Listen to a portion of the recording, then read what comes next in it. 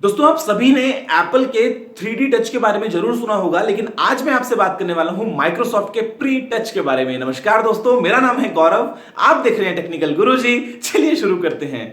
दोस्तों देखिए, अगर आपको जानना है कि एप्पल का 3D टच क्या है, ये कैसे काम करता है, इसके पीछे के सारे साइंसेस क्या हैं, तो उसके लिए मैंने अलग से एक वीडियो बनाया है, आप उसको चेक कर सकते हैं। लेकिन अभी के लिए हम बात करते हैं माइक्रोसॉफ्ट प्री टच के बारे में, जो कि माइक्रोसॉफ्ट रिसर्च टीम की तरफ से एक लेटेस्ट डेवलपमेंट है। और ये टेक्निक जैसे ही मोबाइल फोन्स में या टैबलेट्स में आ जाती है आने वाले टाइम में, जिस तरीके से हम इंटरेक्ट करते आए हैं आज तक, वो तरीका काफी हद तक चेंज होने वाला है। जिस तरीके से हम हमारे मोबाइल फोन को यूज करते आए हैं, वो तरीका भी काफी हद तक चेंज होने वाला है। आपको सुनने में लगेगा कि शायद ये 3D टच या फिर सैमसंग के एयर व्यू से मिलता जुलता है, लेकिन माइक्रोसॉफ्ट का प्री टच बिल्कुल एक अलग कंसेप्ट है और काफी नए तरीके से आपको मौका देता है कि आप अपने स्मार्टफोन के साथ में इंटरेक्ट कर पाएं।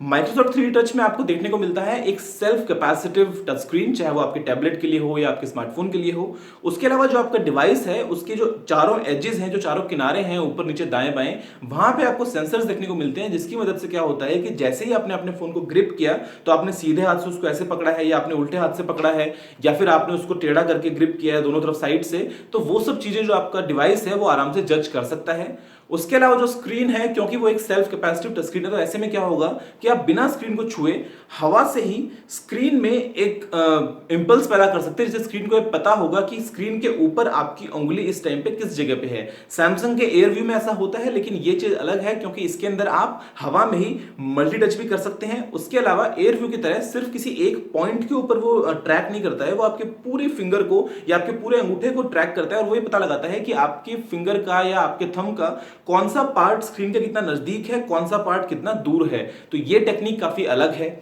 उसके अलावा प्री टच का एक बहुत ही कॉमन फायदा है, वो ये कि नॉर्मली हमारे फोन्स में क्या होता है कि जब हम किसी आइकन पे क्लिक करते हैं, क्लिक करने के बाद में फोन को पता चलता है कि अच्छा आपने यहां पे क्लिक किया है, ठीक है, इसका मतलब यह है कि हमको ये वाला काम करके देना है। तब सारी प्रोसेसिंग होती है और बाद में आपको आपके स्क्रीन पे उसका रिजल्ट देखने को मिलता है। लेकिन अगर प्री टच आ जाए तो फोन को पता है पहले से ही काफी हद तक कि आप कब क्या छूने वाले हैं, तो जो प्रोसेसिंग है वो सारी की सारी बिहाइंड द सीन्स चलती रहेगी और जैसे ही आप छुएंगे, छूते ही आपको सामने इंस्टेंटली जो रिस्पॉन्स है वो देखने को मिलेगा। उसके अलावा जो इंटरेक्शन है वो चेंज कैसे हो सकता है। फॉर एग्जाम्पल, एक वीडियो प्लेयर है, आप एक वीडियो देख रहे हैं, जैसे ही आपने अपनी फिंगर या अपने थंब को स्क्रीन के नजदीक लेके गए, तो वैसे ही सामने एक मेन्यू उभर के आ गया, क्योंकि उनको पता है कि आप नजदीक लेके आ रहे हो, इसका मतलब आप कुछ इंटरेक्ट करना चाहते हो, तो वो आपको एक ऑप्शन दे देता है। उसके अलावा अगर आपने फोन को एक हाथ से पकड़ के वीडियो देख रहे हैं साइड से, तो फोन को पता है कि आपने फोन को साइड से इस तरीके से पकड़ा है, तो जब आप अपना अंगूठा लेके आते हैं तो वो आपके अंगूठे की तरफ साइड वाले डायरेक्शन के अंदर आपको एक नया स्टाइल का मेन्यू दे देता है। अगर आपने दो हाथों से पकड़ा है, तो अगर आपने एक तरफ से एक नया मेन्यू निकाला, दूसरी तरफ से जैसे आप स्क्रीन के पास लेके गए,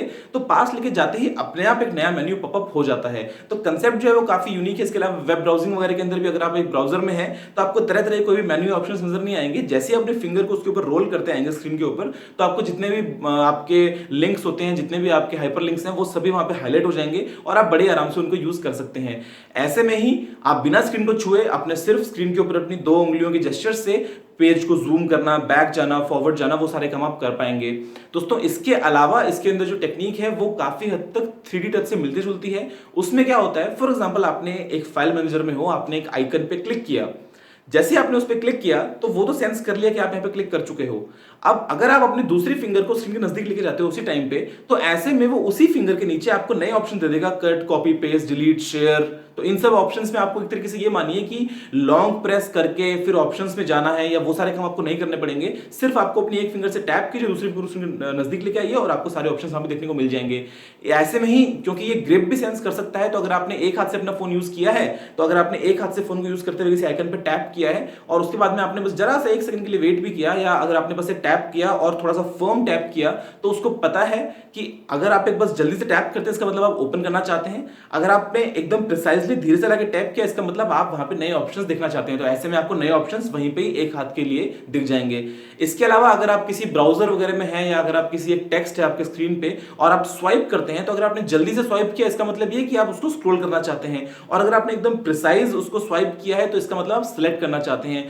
तो लॉन्ग प्रेस और शॉर्ट प्रेस के बदले में एक नए टाइप का कंसेप्ट है, जो कि यूजर के जो मूवमेंट्स हैं उसको जज करते हुए पता लगा लेता है कि यूजर के दिमाग में क्या चल रहा है और बेसिकली वो क्या क्या करना चाहता है। फॉर एग्जाम्पल आप देख रहे हैं स्क्रीन पे ट्विटर वगैरह के अंदर अगर आप एक बिल्कुल प्रिसाइज प्रेस करते हैं इसका मतलब वो काम बन रहा है, और अगर आप एक नॉर्मल बस मतलब बिना किसी बारीक